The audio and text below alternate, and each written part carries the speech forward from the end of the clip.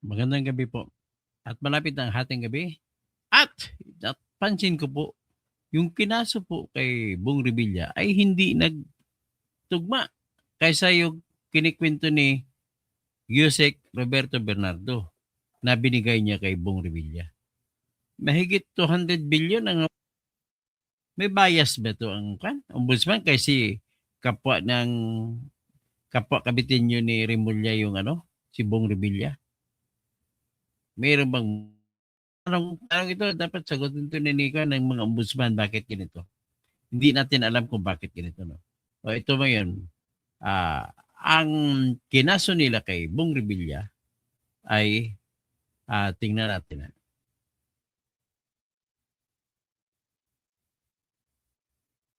Ito po, ayon kay Sarah Rappler, pakinggan natin ang Rappler kung ano mga kinaso kay Bong Revilla. Sa Lunes, expected na po na Lunes, Martes, may research, may may warrant of arrest dito. Kawawa naman si Bong. Paano kasi? Bakit ginakasuhan? Yung tanong ko. Magandang hapon. Ako po si Jairo Bolledo, Rappler Reporter, at kayo po ay nakatutok sa Rappler Recap. Para po sa recap na ito ay pag-uusapan natin ang kaso o mga kasong isinampa laban kay former Senator Bong Revilla at 6 na iba pa in relation to a ghost project in Pandi, Bulacan. Today, Friday, January 16, ay final ng Office of the Ombudsman ang ikatlong kaso in relation to the flood control scam dito sa multi-billion corruption na pinag-uusapan at inimbestigahan ngayon ng ating pamahalaan. So dito specifically kay Revilla ay naharap siya sa kasong graft o katiwalian at sa malversation o yung paggalaw po ng pondo ng bayan sa hindi tamang paraan. Kasama po ni Revilla na umaharap sa mga kasong graft at malversation ang mga dating DPWH officials na sina Bryce Hernandez, JP Mendoza, RJ Dumasig, Emilita Huat, Juanito Mendoza at Cristina Pineda. So katulad po na sabi ko kanina, ito po ang pangatlong kaso na umabot po sa korte. Ang una po ay yung kay Lazaldico na may kinalaman din sa graft and malversation na nakapending o nakasampa ngayon sa Sandigan Bayan, kasalukuyan ng dinirinig ng anti-graft court. Yung pangalawa po ay yung kay Sara Diskaya at iba pang mga opisyales ng DPWH. Yung kaso naman po na yon ay pending naman sa lower court, specifically po sa Cebu, doon po sa Lapu-Lapu City Regional Trial Court. Balik po tayo dito kay Bong Revilla. So paano naman po siya nasama dito sa kaso na ito? Ito pong kasong pinag-uusapan natin ay may kinalaman po ito sa 92.8 million na ghost flood. Tandaan nyo yan, 92.8 billion lamang ang kinaso.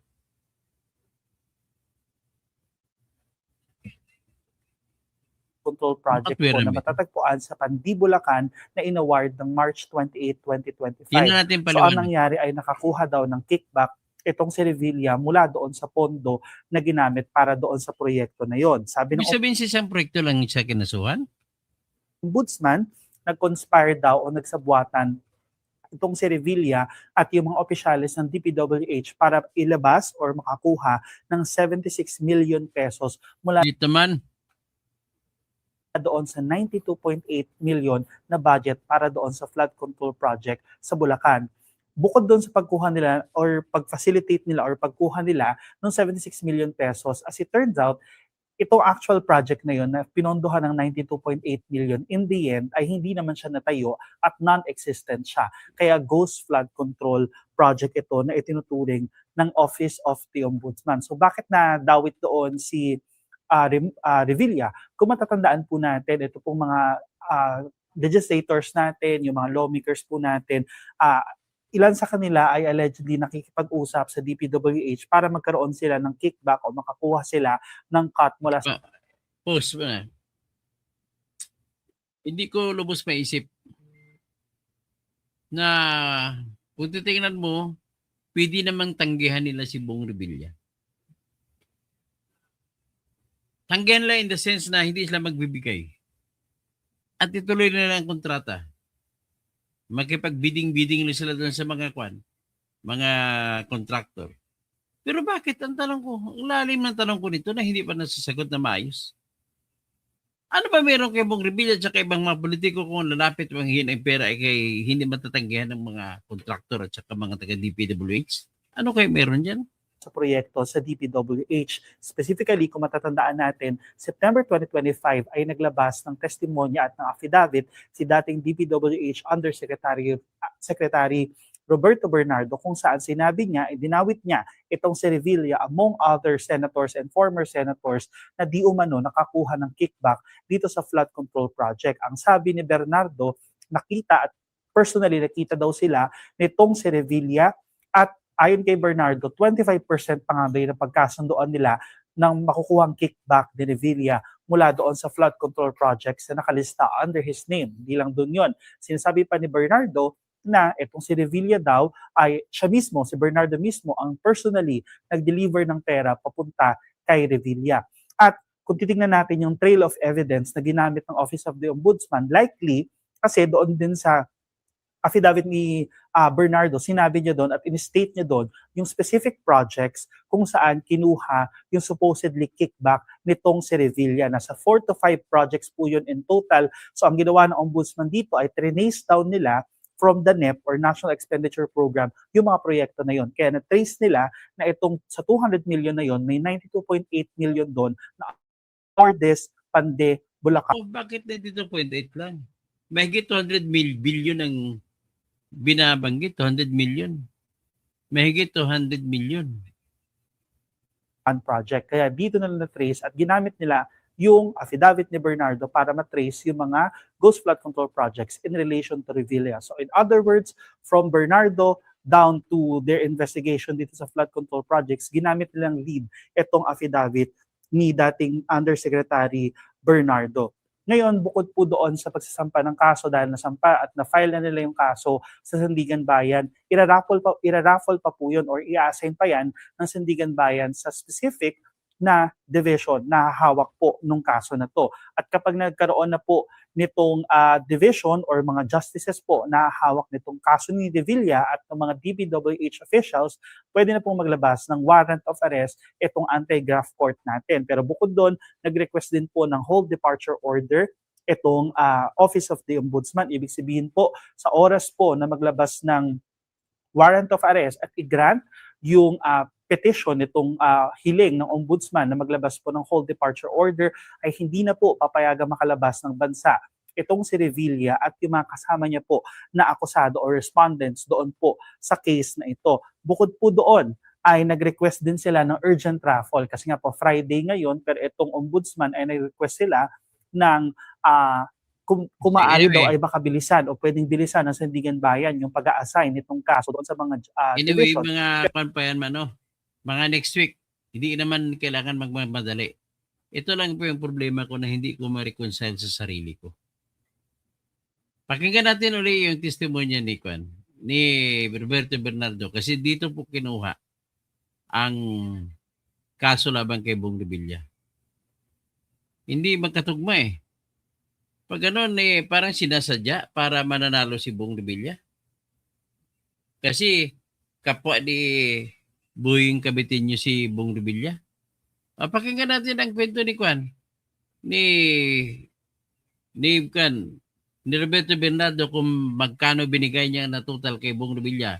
Sundan natin obtain peace of mind and preserve the truth.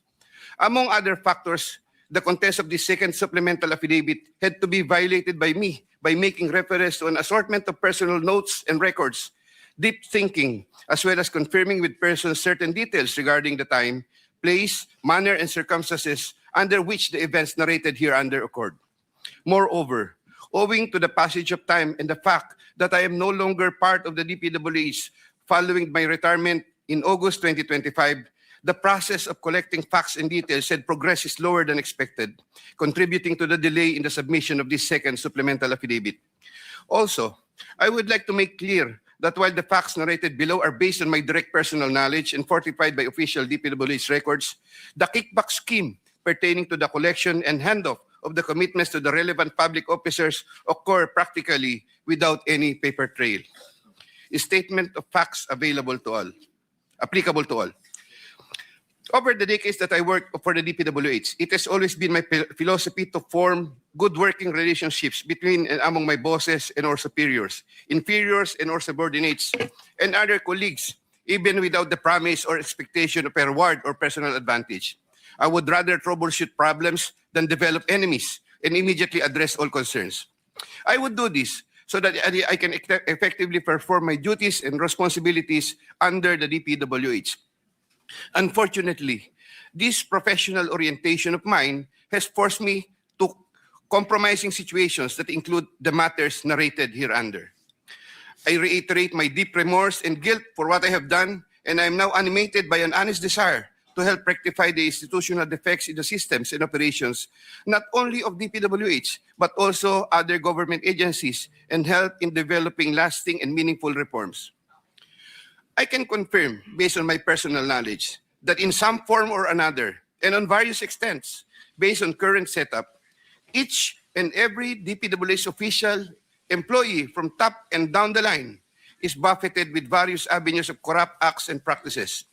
This would include high-ranking members of the department, such as secretary, undersecretaries, assistant secretaries, regional directors, district engineers, bids and awards committee members, engineers, inspectors, and all the way down to laborers. This is also true for several top officials of other departments and or agencies, such as but not limited to the Department of Finance, Department of Environment and Natural Resources, Department of Health, Department of Education, Department of Agriculture, Department of Agrarian Reform, Department of Transportation, Philippine Charity Sweepstakes, Philippine Coconut Authority, etc. Moreover, I can confirm, based on my personal knowledge, that in some form or another, and on various extents, most proponents have their own designated contractors who will take on the projects for the former's benefit and advantage. Sometimes, other proponents would request me to suggest contractors for them who are known to me or referred to me by friends and other personalities. There are situations that national and local elected politicians would request me to source projects for them. If given more time and opportunity to review the records and confirm supporting facts, I may be able to particularize the details of these transactions and dealings. Senator Ramon Bong Revilla Jr. Yan, pakinggan natin. I have a close and friendly relationship with Senator Ramon Bong Revilla, and we go all the way back since the time of Amay Bisaya and Mayor Viseo, who first introduced me to the former legislator while I was still a district engineer in Laguna sometime in 2005 or 2006. We frequently meet in important social gatherings. Senator Revilla later on became a godparent of two of my daughters, while I became a godparent to one of his children. When Senator Revilla was incarcerated, I visited him several times at the PNP Custodial Center at Camp Oh. Crame. Babalik ka ngayon Because sa of our close kulungan. relationship, Senator Sigurado to, babalik sa kulungan si Bong.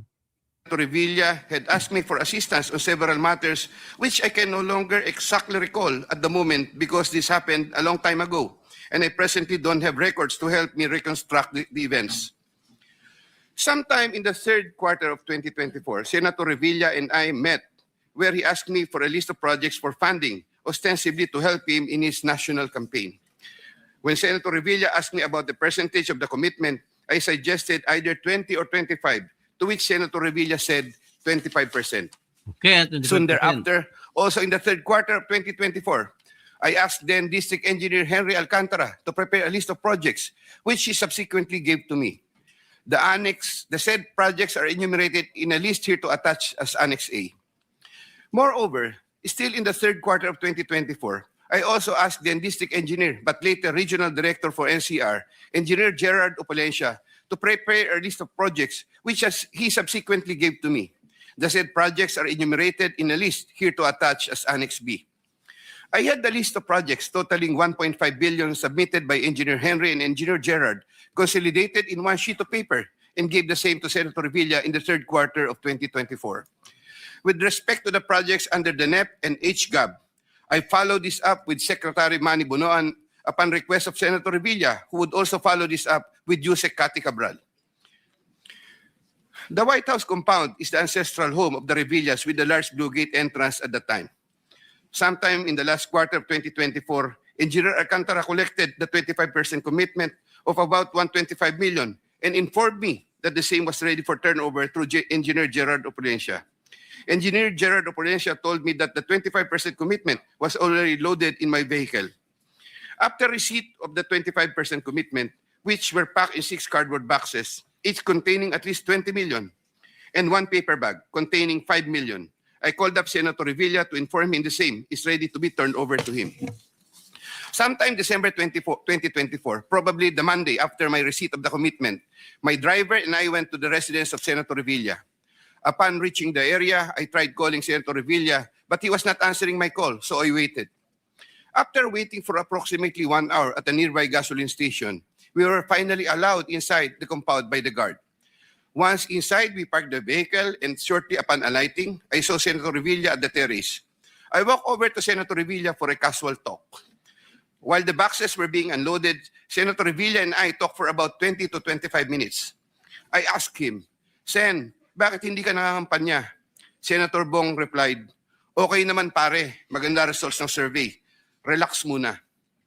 The personnel of Senator Revilla helped in unloading the boxes. After the delivery of the commitment, I headed back to Manila.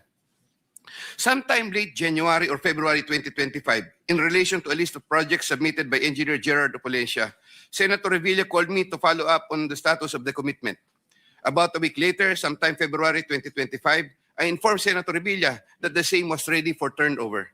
Before the start of the campaign period for national elected positions, I directed one of my aides to deliver commitment amounting to 250 million to the residence of Senator Revilla at the White House compound, Aguinaldo Highway, Bacoor, Cavite. Senator Nancy Binay. Carlin Yap Villa is the aide of Senator Nancy Binay, who transacted with me regarding the latter's projects and commitment. If I recall correctly, I first met Carlin in the year 2018 during the budget season at the Senate. Eventually, sometime 2019, Yusek Traigib Olivar, whom I knew very well, endorsed Carlin to me. From then on, Carlin would contact me directly to follow up the status of different matters. Sometime fourth quarter in 2022, Carlin, claiming to act on behalf of Senator Binay, asked my help for the transfer of an assistant district engineer in Mindanao to another district, a request which I endorsed to Sec Bunoan. Sometime during the third to fourth quarter of 2022, Carlin requested on behalf of Senator Binay for a list of projects worth around 1.882 billion with 12% commitment. The said projects are enumerated in a list here to attach as Annex C. I got 3% of 1.882 billion.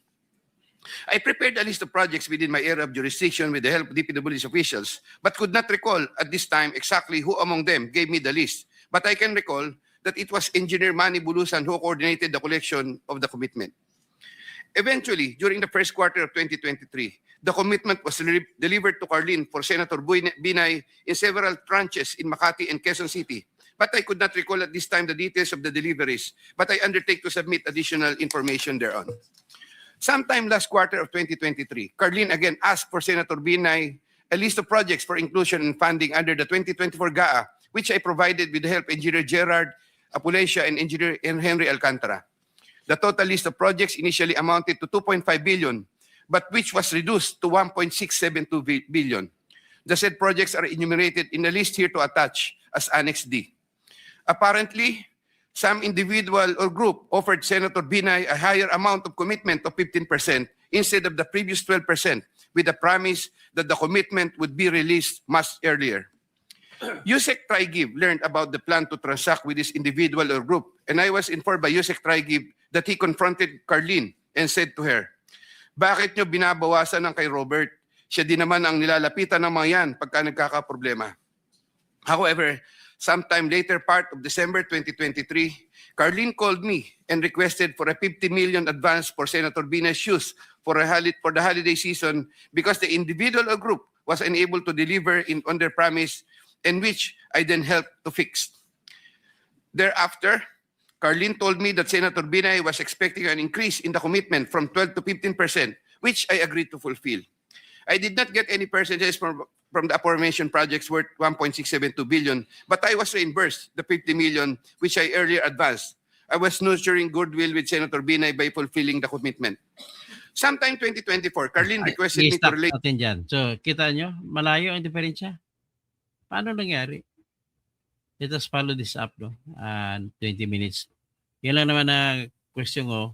Dapat siguro mapaliwanagan tayo ni Villa, ni ni Ombudsman kung bakit ganito. 92.8 million lang ang kinaso. Paano naman yung iba? Eh, sinabi pa nga niya, naghatid pa siya ng pera sa bahay ni Bong Revilla. 250 million yun. Paano na lang yun? So, mukhang may kinakampihan si Rebulla, ang Ombudsman. Assalamualaikum, alaikum assalam. Emil, Perni Pinto, Benmar Huerte, Ruth Stair. So, yun na po ang tanong ko. Bakit ganito? Alamin natin to, babantayan natin ito. Magandang gabi po sa lahat.